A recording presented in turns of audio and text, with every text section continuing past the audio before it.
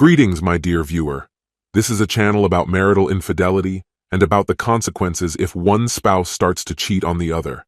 If you, as well as I do, support true family values and condemn cheating, then subscribe to the channel and give this video a like. Let's get started. Never in my worst nightmares did I imagine my life unraveling like this. Every choice I made led me down a path I now desperately wish I could escape.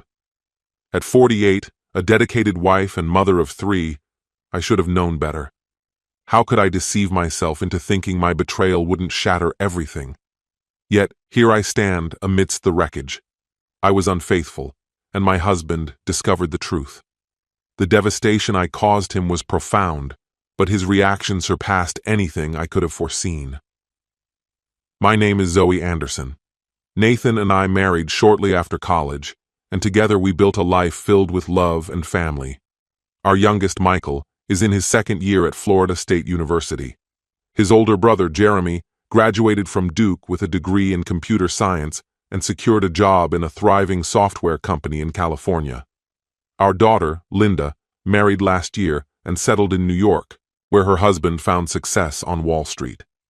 Meanwhile, Nathan and I remained in Atlanta, adjusting to an empty home that once echoed with our children's laughter. Perhaps loneliness played a part in my downfall. Maybe it was a midlife crisis creeping in. Regardless of the reasons, I made an unforgivable mistake and let it consume me. Nathan had always been an incredible husband and a devoted father. Our marriage was solid, our bond never lacking in affection or intimacy. He was patient, kind, and never once gave me cause to doubt his loyalty. I loved him completely. Nathan built a successful computer service company that provided technical support to major corporations across Atlanta. His job demanded frequent travel, but he made every effort to include me when he could. That changed when I took a job at the library. Suddenly, I could no longer accompany him. For most of my life, I saw myself as unremarkable, until Nathan made me feel extraordinary. He showered me with love and admiration, making me believe I was special. I had gained 15 pounds since college, a change I resented, though Nathan always reassured me that I was beautiful. He even insisted he preferred my figure over the lean, model-like women's society idealized. Meanwhile, he remained fit. At 5'10", he maintained his physique with consistent gym sessions and yard work. He was undeniably handsome, drawing attention from women our age, and sometimes younger ones. When I found his latest physical report, I discovered he now weighed a pound less than he had in college. Despite my insecurities, his love for me never wavered. His smile never faded when he looked at me. Now, as I reflect on my choices, I fail to comprehend what possessed me to stray. Was it the rush of being desired by someone new? The thrill of forbidden temptation? I convinced myself I would never get caught, that it was fleeting, meaningless. Yet deep inside, I couldn't silence the self-doubt. Every glance in the mirror reminded me of the weight I struggled to lose. Nathan never voiced a complaint, but my confidence eroded nonetheless. I cycled through endless diets, briefly shedding pounds only to gain them back. Still, I wasn't completely dissatisfied with my appearance. My face remained free of wrinkles, my hair, regularly colored, hid any grays, and despite having 3 children, my stomach remained flat. Nathan and I had been together since high school. He had dated Natalie Holland before me, a strikingly beautiful girl with cascading blonde hair and a statuesque frame. She exuded confidence, the kind of woman who turned heads the moment she entered a room. I knew little about her back then, only that their breakup had been dramatic. Nathan admitted she was exciting but too volatile. Their final fight erupted when she insisted he skip an important school project to join her on a ski trip. When she went without him, she shared a room with her ex-boyfriend. Whether or not she was unfaithful, Nathan refused to tolerate the betrayal and ended things. Even after we began dating, Natalie clung to him. She appeared at the same restaurants, the same events, her desperation evident. I loathed her, and she loathed me. Nathan, ever patient, reassured me that I was incomparable to her. Yet deep down, I feared he might one day change his mind. Her persistence continued even beyond our wedding. Nathan's frustration boiled over when he finally told her, in no uncertain terms, to leave us alone. A year into our marriage, I saw an announcement in the newspaper. Natalie had married a wealthy man from an influential Atlanta family. Their extravagant wedding was splashed across the society pages. From that day forward, she vanished from our lives. Oddly, her departure brought me unexpected security in my marriage. Then Michael left for his sophomore year, and an unsettling emptiness settled over me. Nathan was away on a business trip, just a 2-day venture packed with meetings. His company was expanding rapidly, leaving him exhausted and overwhelmed. I felt adrift. One morning, while reading the newspaper, I came across an ad seeking volunteers for the local library. As an English major and lifelong book lover, libraries had always been my refuge. Some of my fondest memories were of bringing my children there, packing lunches, and spending hours lost in stories. Encouraging their love of reading had contributed to their academic achievements. Stepping into the library again filled me with apprehension. I hadn't worked in years, and self-doubt gnawed at me. But I soon realized the head librarian, Emily Broom, was a familiar face from my past visits. She welcomed me warmly and assigned me to assist Anthony Wilson, a 24-year-old doctoral student studying library science. I regret ever meeting him. Anthony bore a passing resemblance to Nathan in his younger days. Not as striking, but he possessed a boyish charm, impeccable manners, and a gentle smile. He carried extra weight and lacked Nathan's defined physique, but something about him was disarming. He treated me as if I were the most important person in the world. Nathan had been thrilled about my new role, encouraging me without hesitation. I gravitated toward Anthony, drawn to his enthusiasm, unlike the other student volunteers who viewed the work as a mere obligation. He sensed my struggles with an empty home and often offered kind words of understanding. His compliments became a crutch. I eagerly accepted extra shifts, looking forward to his company. Everything shifted when the library staff was struck by a flu outbreak, leaving me working late nights. In those quiet hours, boundaries blurred. It started as innocent teasing, playful banter. Then, one evening, while clearing out a storage room, Anthony kissed me. Shock paralyzed me, yet an unexpected thrill coursed through my veins. I didn't move.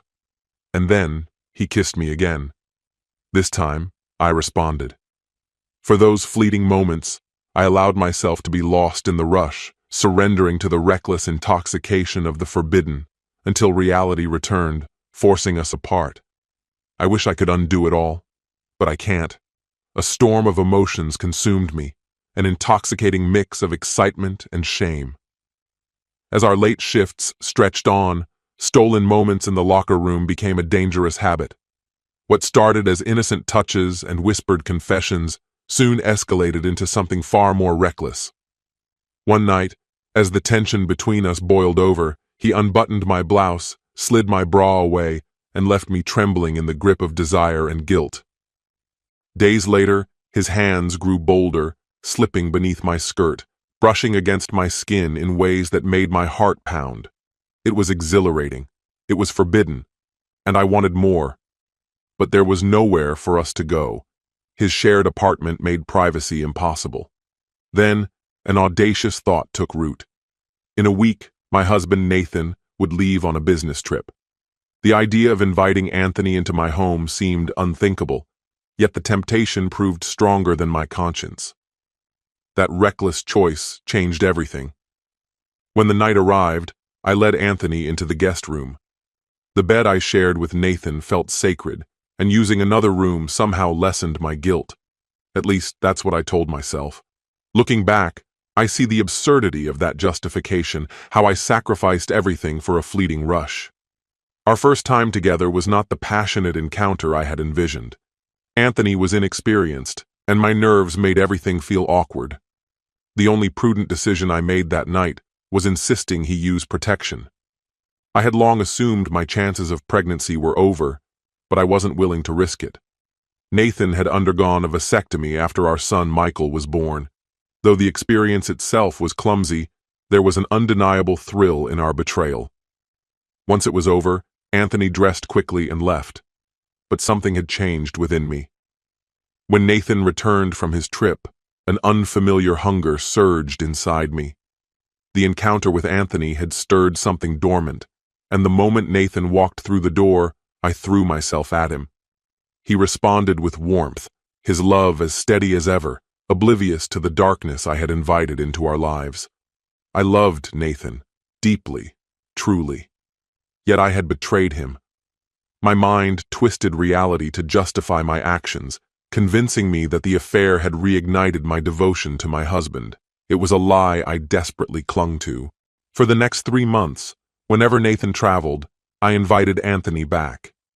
We indulged in our secret trysts every night of his absence, except the last, always cautious of Nathan's possible early return. I now realize my attraction to Anthony had little to do with him. It was the secrecy, the danger, the thrill of stepping over the line. I had used him selfishly, not out of love, but as a means to feed an insatiable craving. And yet, every time Nathan came home, my passion for him felt stronger, as if my transgression had reignited something between us.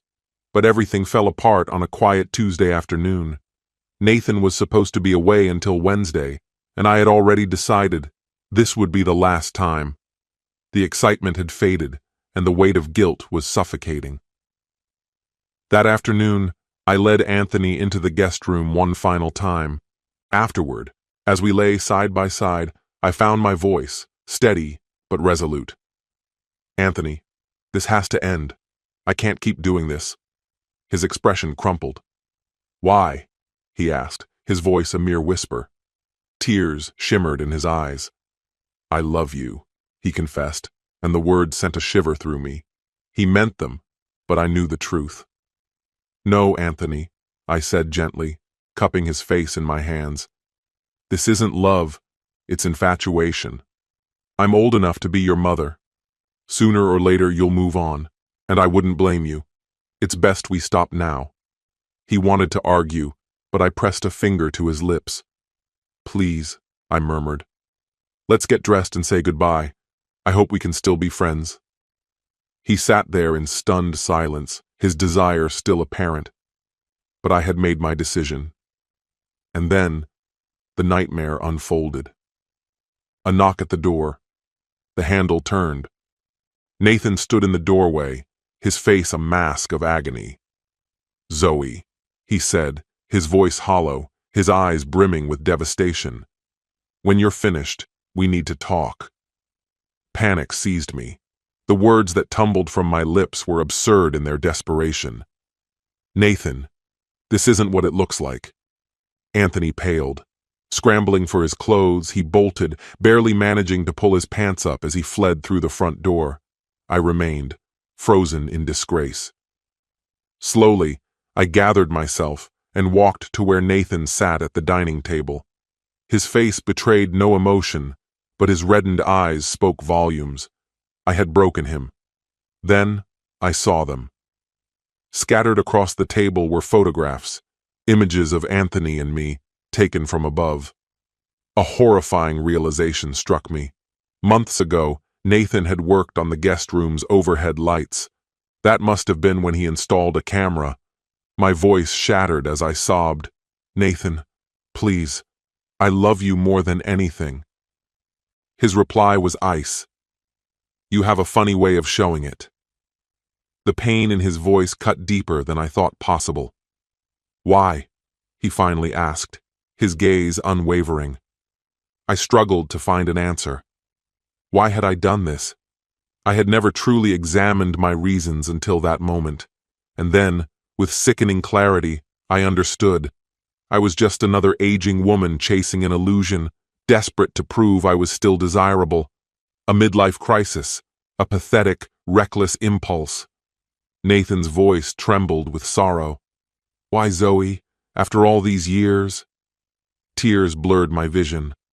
I don't have a good answer, I admitted. After the kids left, I felt empty. I guess I wanted to feel wanted again, to bring excitement back into my life. But it was never about love.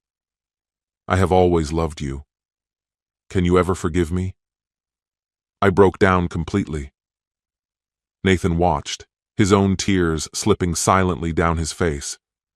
The man I loved more than life itself was shattered, and I didn't know if he could ever look at me the same way again. Do you have any idea how angry I was when I found out? He finally asked, his voice disturbingly calm. I shook my head, dreading his answer. So angry, he confessed, that I seriously considered killing both you and your lover. A wave of terror gripped me. My breath hitched. I installed the cameras out of suspicion, he continued, his tone eerily controlled. But I never watched the footage. I forgot about them. Before this trip, I remembered and decided to check. Downloaded everything onto a flash drive, expecting to find nothing. He let out a bitter laugh. I was such a fool. Nathan, please, I choked out, but he ignored me. I watched the videos on the plane, he admitted. I was so furious I nearly ripped the armrest off my seat. I wanted to turn back right then, but I had a meeting I couldn't skip. He exhaled sharply, his body trembling. For a moment, I thought he might collapse. I threw myself into work, 16-hour days, just to keep from losing my mind, he continued. And when I was alone in that hotel room, I had to ask myself, what the hell am I going to do with you? Tears streamed down my face. I already knew what was coming next. Zoe, he said, his voice raw with agony, the most important question I have for you is, did you love him? No, I nearly screamed. Absolutely not. His gaze darkened. Then what the hell did he mean to you? He had been nothing more than a friend who had shown me kindness, I whispered, my voice barely audible. At the time, I had been drowning in despair, convinced that I was unworthy of love. Nathan's face shifted, his expression tightening as if my words had struck a nerve. Are you implying that I treated you poorly? He asked. No, not at all, I hurried to clarify, my voice edged with distress. You've always been attentive, always caring. This was never about you mistreating me. It was my own weakness, my own foolishness. I let my insecurities consume me. I acted recklessly, selfishly. You were buried in work, preoccupied with your responsibilities. The trips we used to take, the conversations we once shared about your business, all of it faded. I felt like I was disappearing while you surged forward, and I was terrified you were growing tired of me. Nathan, please. I'm so sorry. I just wanted to feel needed again. It was a desperate, senseless mistake. I was a fool.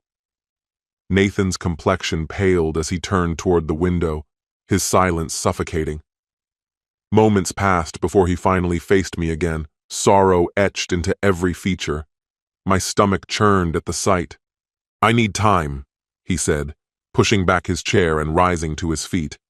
I have to figure out if I can still be married to you. My chest constricted.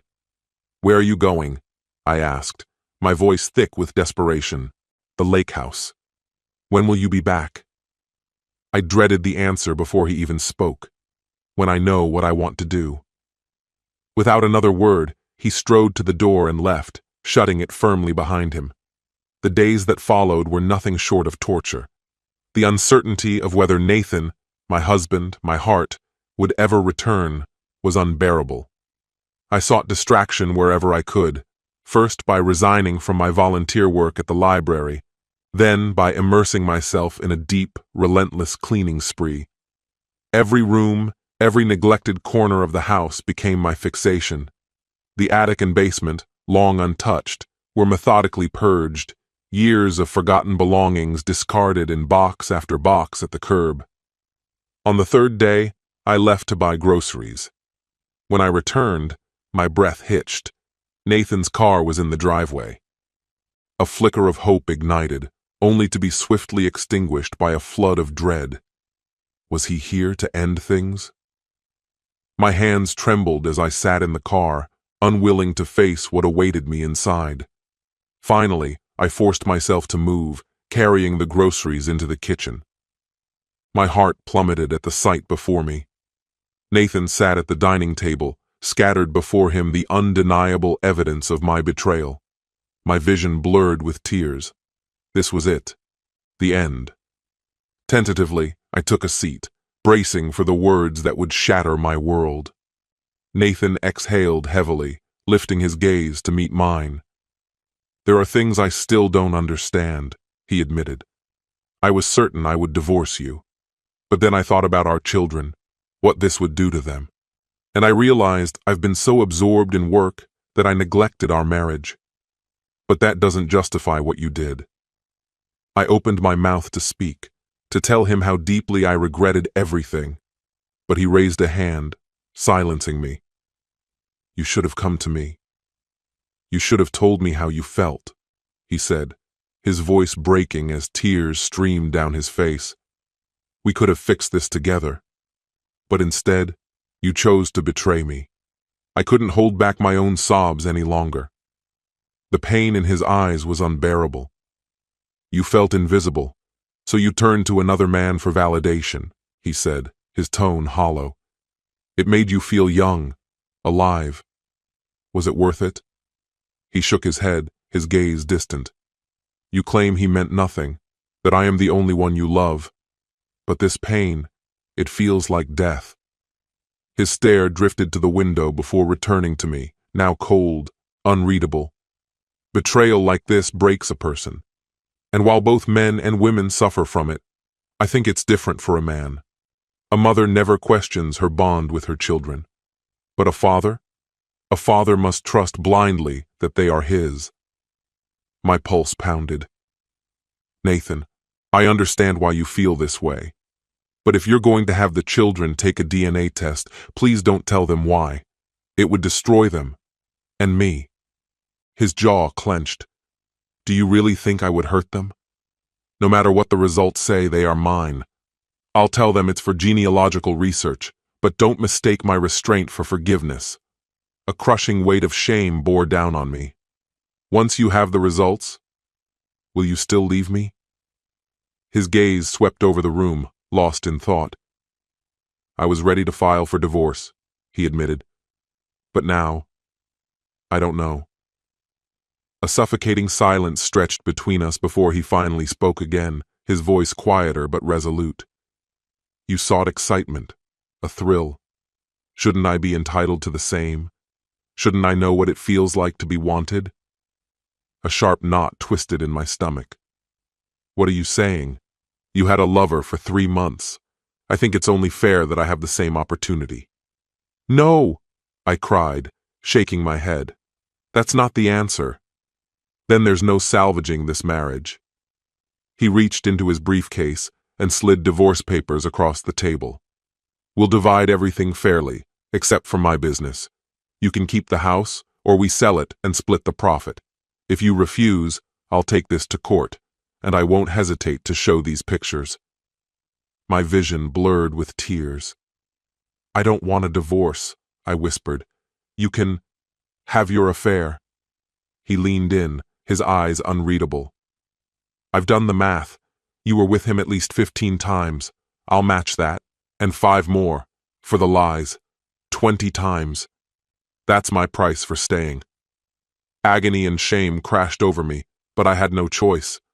With trembling hands, I signed the agreement he placed before me. "How will this work?" I asked weakly. "She'll come here," Nathan said. "The same guest room you used. Feel free to take pictures." I recoiled. "No, I don't want to see it." He shrugged. "I already found someone. Natalie Holland, now Natalie Smythe. Newly divorced. More than willing." A gasp escaped me. Not her. Anyone but her. Nathan's gaze was unyielding. "I didn't pick your lover. You don't get to pick mine." Despair overwhelmed me. I had no ground to stand on. A week later, Nathan informed me that Natalie would arrive that evening. I couldn't bear to witness it. I fled the house, only to cross paths with her on the way in. She was even more stunning than I remembered. As she passed, she smirked, radiating victory. The sight felt like a blade to my heart. And there were 19 more nights to endure. When it ended, I could only hope Nathan would still choose me. But for now, I was trapped in the torment of my own making.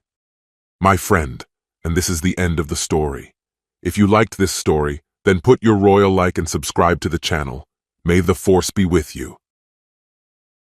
Greetings, my dear viewer. This is a channel about marital infidelity and about the consequences if one spouse starts to cheat on the other. If you, as well as I do, support true family values and condemn cheating, then subscribe to the channel and give this video a like. Let's get started. There's something intrinsic to my nature that likely explains it. Perhaps it's the guilt instilled in me as a child by my parents, a tool they used to keep me on the right path. Or maybe it's simply how I'm built. Whatever the cause, even as a child, I'd occasionally wake in the dead of night, haunted by vivid dreams where I was guilty of some terrible act. The worst part wasn't the crime itself. It was the looming inevitability of being found out. In these dreams, the weight of guilt pressed heavily on me, coupled with an unshakable certainty that proof of my misdeed existed and that I would be exposed. The nightmares would jolt me awake, my heart pounding furiously as I sat upright in bed, struggling to find peace again. Oddly enough, those dreams stopped entirely when I met my wife. She was everything I didn't know I needed. Warm, loving, and full of laughter. She had a way of giggling at even my weakest jokes and won my mother over effortlessly the first time they met. We were married for 12 years. The first few years were good, great even. But after the birth of our first child, a daughter, things started to shift. The change was gradual at first, so faint I barely noticed. Yet, as time passed, it became impossible to ignore. When our son was born 2 years later, her transformation seemed complete. With each year that followed, the distance between us grew. Bitterness took root, and her once gentle nature hardened into something sharp and cold. She began lashing out, her tone harsh and cutting, even with the children. Motherhood, it seemed, was not a role she fully embraced. I tried to talk to her, to understand and fix what had gone wrong, but every attempt ended the same way. Arguments. Arguments she often sparked out of thin air. Eventually, I stopped trying. The divide between us became an unspoken truth, and we fell into separate parallel lives. If someone were to ask me what I had done to warrant such treatment, I wouldn't have an answer. It wasn't anything I had done. She simply seemed perpetually dissatisfied. With me, with the children, with her life. As the kids grew older, her desire to escape the house became more pronounced. Her outings became frequent and routine. Most evenings, I would come home from work just as she was heading out the door. "Dinner's on you tonight," she'd say casually. "I'm going out." At first, her words cut deeply. But over time, I began to see them as a reprieve. The nights she was away brought a calm to the house, a quiet that felt like peace. Oddly enough, it was the nights she stayed home that I started to dread. I took over the household duties, cooking, grocery shopping, and meal planning. I became the one who managed the day-to-day needs of the home. Naturally, my children began to gravitate toward me. Over time, I became both their father and, in many ways, their mother. While this brought us closer, it left me with a deep bitterness. A father isn't meant to be both parents. He should be the one greeted with joy at the door, knowing his children are thriving under the warmth and care of their mother. But in our home, things were different. When I walked through the door, the kids would come out of their rooms, eager to spend time with me. But they avoided their mother entirely. The woman I once knew, the one I had fallen in love with, was unrecognizable. Her own upbringing was a warning she had ignored. Her mother had been unfaithful, making infidelity almost a way of life. My wife had witnessed the devastation it caused her father, how he had endured a hollow marriage for the sake of his children, suffering in silence until they left for college. Only then did he leave. My wife had vowed she would never repeat her mother's mistakes, but even that promise, it seemed, was one she had broken. The beginning of the end came on an ordinary night. The children were asleep when she walked into the living room and uttered the words no husband wants to hear. "Michael, we need to talk." Her voice was cold, almost clinical, and she didn't soften the blow. Without hesitation, she told me she had a lover and would be spending her nights with him. The revelation wasn't a surprise. I'd suspected as much for a while. Strangely, I felt no pain or betrayal, only relief. Her absence, like her outings, would make life easier for everyone. At first, she seemed triumphant, almost smug at my lack of reaction, but as she turned to leave, I thought I caught a flicker of disappointment in her expression. Did she want to hurt me? Was she hoping I'd beg her to stay? If so, she misunderstood. To me, the woman I had married no longer existed. I stayed for the sake of the children, just as her father had. That became my sole focus. In the months that followed, we settled into a strange, detached rhythm. My wife's absences went unnoticed by the children, who never even asked where she was.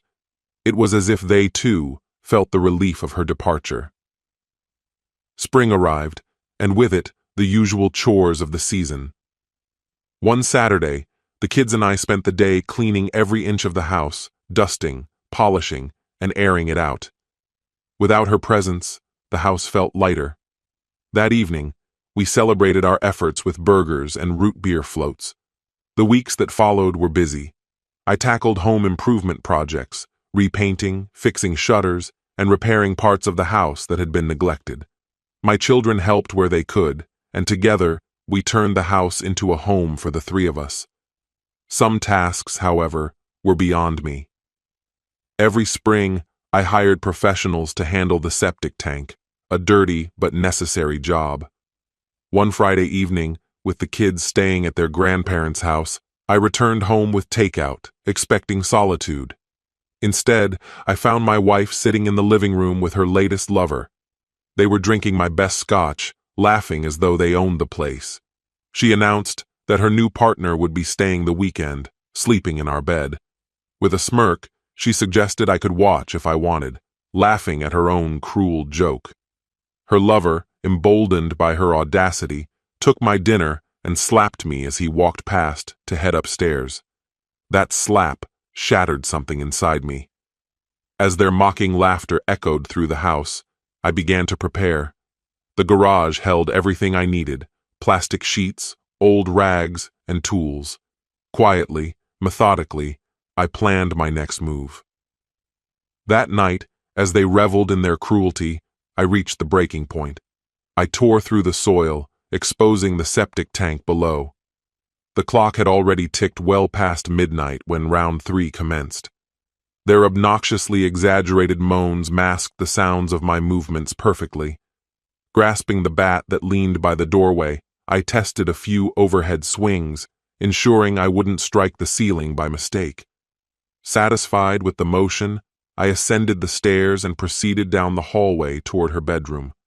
Without hesitation, I brought the bat crashing down on his head, the force propelling it into hers with a sickening collision. He collapsed immediately, his body going limp. The sounds she made shifted from indulgence to terror. A second swing ended her screams abruptly. By sheer fortune, their skulls remained intact. Neither shattered under the blows. They simply lay unconscious. Wasting no time, I restrained their wrists and ankles with zip ties, ensuring they couldn't resist. Not that they stirred during the process. Their oblivion was complete. There was no undoing this now. One by one, I carried them outside. He went first. Hoisting him over the gaping tank, I ended his existence before releasing his lifeless body into the dark abyss. The sound that followed was a muffled thud rather than a splash. Next came her turn. For a fleeting moment, memories of our life together invaded my thoughts. Our courtship, the romantic dates, the proposal, and those vows exchanged before family and God. But the past didn't matter now. I did what was necessary, consigning her to the same grim fate as him. To eliminate any evidence, I discarded the knife into the tank as well, unwilling to gamble on cleaning it to perfection. After sealing the lid, I covered it with soil and meticulously replaced the grass so that no trace of the disturbance remained. Unsure whether my shirt carried any telltale stains, I tossed it into the backyard fire pit and watched it burn to ash. I washed myself thoroughly, scrubbing my skin raw and changing into fresh clothes. Once cleaned up, I armed myself with a flashlight and methodically examined every inch of the bedroom, hallway, and stairs for any stray evidence. Weeks later, the thought of the shovel I'd used, its role in the grim task, would surface unexpectedly. It's always the small details you overlook. Sure enough, I found blood on its wooden handle. I burned that part to ash and sterilized the steel blade with bleach before discarding it at the local dump. As dawn approached, one final task remained. Taking his car keys, I drove his vehicle to a rough neighborhood on the other side of town. Parking it inconspicuously, I began the long trek home. Along the way, I dropped the keys into separate sewer drains, scattering them one by one, starting about a mile from where the car was abandoned. The night was quiet and dark, and I blended into the shadows, just another figure lost in the void of the city streets. When the sun rose, I double-checked the house. I couldn't believe my luck. If their skulls had fractured, cleaning would have been nearly impossible. Thankfully, the plastic sheeting I had prepared wasn't needed. That Sunday evening, my parents returned with the kids just in time for dinner. I made cheeseburgers and root beer floats, a simple, comforting meal for all 5 of us. My mother, noticing my cheerful demeanor, remarked on it. I casually replied, "It was a relaxing weekend. Now my sweethearts are home." When she asked about my wife's whereabouts, I shrugged. "No clue," I said, "and honestly, I don't care." That seemed to satisfy her curiosity. On Monday, I took a sick day and began systematically disposing of her belongings. I delivered her clothes to several Goodwill drop-offs scattered across nearby towns. Her makeup found its way to the public landfill, buried within a bag of household trash. Her jewelry, though harder to part with, also had to go. It was too risky to keep. Most of it had lost its sentimental value anyway, reminders of gifts she never deserved and her countless betrayals. I figured it would take a day or two before her employer realized she was missing. When they finally called, I claimed ignorance, feigning concern. Then I filed a missing persons report, crafting a believable story about her repeated infidelities. I told the officers I assumed she had run off with her latest lover. When asked why I hadn't reported her absence sooner, I delivered a carefully rehearsed explanation. I didn't worry, because I was used to her disappearing acts. I only became concerned after her employer contacted me. When they inquired about her lover's identity, I feigned disgust. "Do you really think I'd want to know?" I replied, channeling just the right amount of disdain.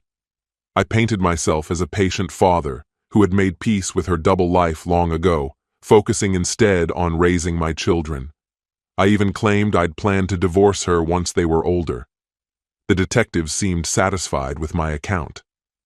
A couple of weeks later, they informed me their theory was that she had eloped with her lover. "Good riddance," I muttered with a shrug. As they walked out, I added with a smirk, "If you find her, give me a heads up." They laughed and never came back. That was 5 years ago. Since then, life has been nothing short of perfect. After a year, I filed for divorce on the grounds of abandonment. The kids occasionally brought up their mother, but quickly adjusted to her absence without much emotional turmoil. Not a single tear was shed. I'd be lying if I said I didn't feel a pang of anxiety every time the septic tank gets emptied. Still, the knowledge that their remains continue to decompose in the depths brings me a peculiar sense of closure. I'm especially grateful they were unclothed when I disposed of them. No risk of fabric clogging the pump. Explaining that scenario would have been complicated. Unless, of course, the driver shared my marital history. And now, if you'll excuse me, I have to use the bathroom. Never has the simplicity of flushing felt so satisfying. Each flush reminds me of my gift, traveling through the pipes to rest eternally alongside my unfaithful wife and her final mistake. My friend, and this is the end of the story. If you liked this story, then put your royal like and subscribe to the channel. May the force be with you.